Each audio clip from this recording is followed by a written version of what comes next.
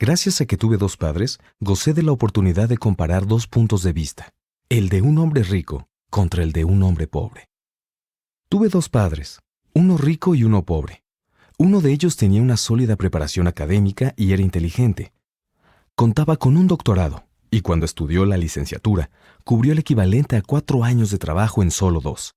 Luego ingresó a las universidades Stanford, Chicago y Northwestern para realizar estudios más avanzados, en todos los casos con becas. Mi otro padre no pasó de segundo de secundaria. Ambos tuvieron éxito en sus carreras y trabajaron con ahínco durante toda su vida. Los dos llegaron a recibir ingresos muy sustanciosos. No obstante, uno siempre batalló en el aspecto financiero, mientras que el otro llegó a ser uno de los hombres más adinerados de Hawái. Al morir, uno le heredó decenas de millones de dólares a su familia, a grupos de caridad y a su iglesia. El otro solo dejó facturas pendientes por pagar. Ambos eran fuertes, carismáticos e influyentes. Ambos me ofrecieron sus consejos a pesar de que estos eran muy diferentes entre sí.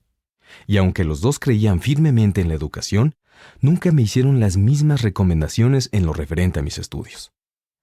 Si yo hubiera tenido solo un padre, me habría tocado aceptar o rechazar sus sugerencias, pero el hecho de tener dos me dio la oportunidad de comparar sus puntos de vista, el de un hombre rico contra el de uno pobre.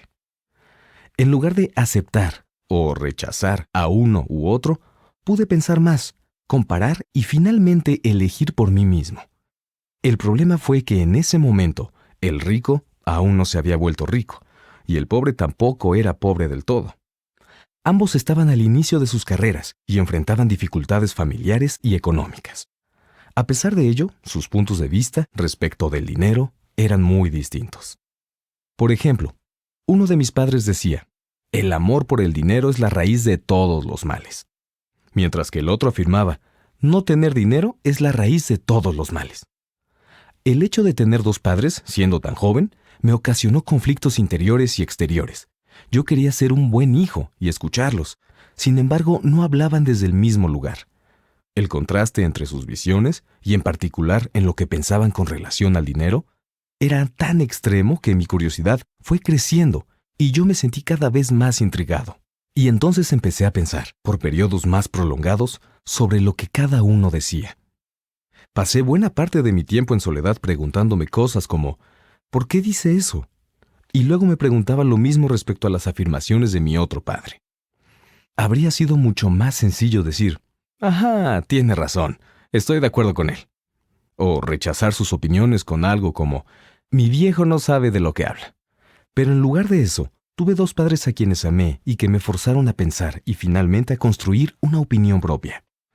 A largo plazo, elegir por mí mismo en lugar de solo aceptar o rechazar sus puntos de vista implicó un proceso mucho más valioso.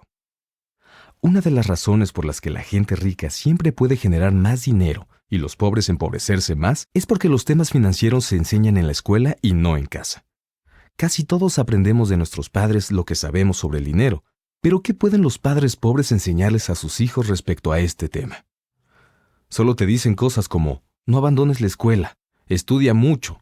Increíblemente, esos niños que se gradúan con calificaciones excelentes también pueden tener una programación y estructura mental deficientes en el aspecto financiero. Por desgracia, en las escuelas no se enseña nada sobre el dinero. El sistema se enfoca en habilidades académicas y profesionales, no económicas. Esto explica por qué banqueros, doctores y contadores, que siempre obtuvieron buenas calificaciones en el ámbito académico, tienen problemas económicos toda su vida. Nuestra abrumadora deuda pública se debe, en gran medida, a que ciertas autoridades del gobierno y políticos sumamente preparados tomaron decisiones con muy poca o nula educación sobre el dinero. Constantemente me pregunto, ¿qué pasará cuando haya millones de personas que necesiten ayuda financiera y médica? Todas ellas dependerán de sus familias o gobiernos. ¿Qué sucederá cuando Medicare y Seguro Social se queden sin fondos? ¿Cómo sobrevivirá un país en el que la responsabilidad de educar sobre el dinero es delegada a los padres, cuya mayoría serán o ya son pobres?